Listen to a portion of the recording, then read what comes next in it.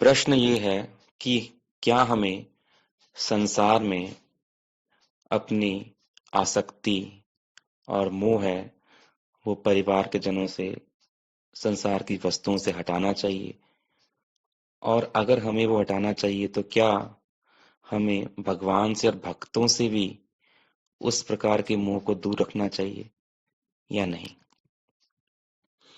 तो उत्तर ये है कि हमें निश्चित रूप से संसार से अपनी आसक्ति हटानी चाहिए। संगो यह संसति हेतु, जो संसार के संबंध हैं, संसार की वस्तुएं हैं, उनसे अटैचमेंट, उनसे जुड़ाव, आसक्ति, ये पुनर्जन्म का कारण बनती है।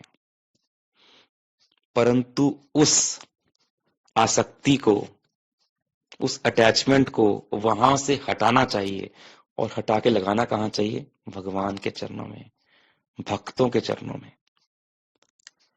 भागवतम में कहते हैं, संग यह संसति हेतु सत्सु महत्सु वाधिया स एव साधुषु कृतो निसंगत्वाय कल्पते।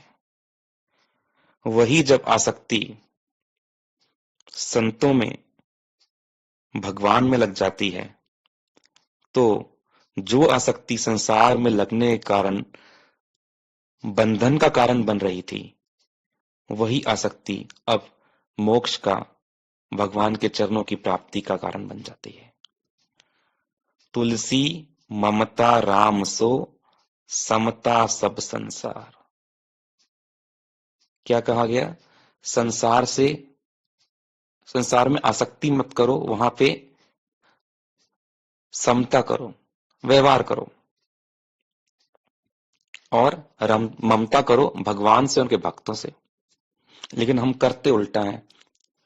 हम भगवान से तो ममता करते नहीं है, हम भगवान से व्यवहार करते हैं। चीजें ऑफर कर दी बिना भाव के, ये दे दी वो दे दी वस्तु, लेकिन भाव नहीं होता, रुदन नहीं होता,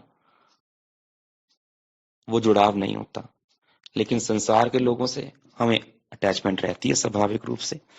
उनके संग हम व्यवहार नहीं करते, उनके संग प्रेम से सारा व्यवहार सब कुछ चलाते हैं। तो जब ये चीज पलट जाएगी, यानी ममता राम से हो जाएगी और समता संसार से हो जाएगी, तो मोक्ष कारण बन जाएगा। यही तो रामचरितमानस में भी यही कहा गया, जननी जनक बंधु सुत दारा तनु धन भवन सुहद परिवारा सबके ममता ताग बटोरी मम पद मन ही बांध बर डोरी। तो 10 चीजें बताई, जननी माँ, जनक पिता, बंधु भाई, सुत बेटा बेटी, दारा पत्नी, तन तनु तन, धनु धन, भवन जो घर है, सुहद मित्र इत्यादि, परिवार और सपरिवार के लोग। इन सब से हमारी ममता का एक एक धागा लगा हुआ है, हमारी अटैचमेंट का एक एक धागा लगा है इन सब से।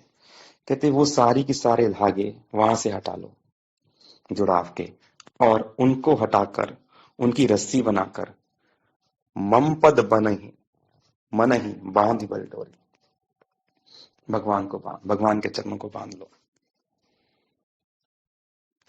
तो मन को भगवान के चरणों में पूर्ण रूप से लगा दो, या संतों के चरणों में लगा दो, यही सर्वोत्तम है। और जब ये जुड़ाव संतों से हो जाता है, भगवान से हो जाता है, तो रोना तो स्वाभाविक है। संसार में जब किसी का पिता चला जाता है, या किसी का पति चला जाता है, या पत्नी चली जाती है, या बच्चा चला जाता है, तो वो रोते हैं स्वाभाविक रूप से, बड़ा दुख होता है उनको। तो जिसके लिए प्रेम है वहीं पे आंसू आते हैं, और यही जब आंसू भगवान के लिए, गुरुदेव के लिए, संतों के लिए गिरने लग जाएं, तब तो काम बन गया। क्रंदनम यदि जानासी किम दूरे करुणाणवे। अगर आप रोना जानते हो तो वो कर्णों में भगवान, वो संत कहाँ दूर है भला। तो ये तो भजन की सिद्धि है ये तो भजन की उत्तम अवस्था है कि आपको संतों के लिए, भगवान के लिए, भक्तों के लिए रोना है ना। तो जहां जुड़ाव होगा वहीं रोना आएगा। संसार में हम खबर सुनते हैं कि फला जगह पे बस गिर गई, लोग मर गए, थोड़ा दुख होता है, लेकिन आंसू गिरते हैं क्या? नहीं गिरते। लेकिन जब पता चल जाए कि हमारे निकटस्थ पुत्र के, माँ के, भाई के, किसी के कोई भयंकर चोट लग गई है और बड़ा खतरा हो गया, तो आशंका से आंखों में आंसू आ जाते हैं, रोना शुरू हो जाता है। तो ये किस बात की का साइन है? ये आसक्ति का, अटैचमेंट का, जुड़ाव का साइन है। तो वही जुड़ाव जब हमें संतों से हो जाए, भगवान से, भक्तों से हो जाए, तो बड़ा ही उत्तम है। इसी का पोषण करना चाहिए और भजन करते करते ये स्थिति आनी ही चाहिए, है ना। इसलिए रघुनाथ दास गोस्वामी रो रहे हैं निश्चित रूप से महाप्रभु के जाने पर, स्वरूप दामोदर के जाने पर, और बाद में रूप सनातन के जाने पर किस प्रकार से वो क्रंदन करते थे, देखने लायक है। हरे कृष्णा।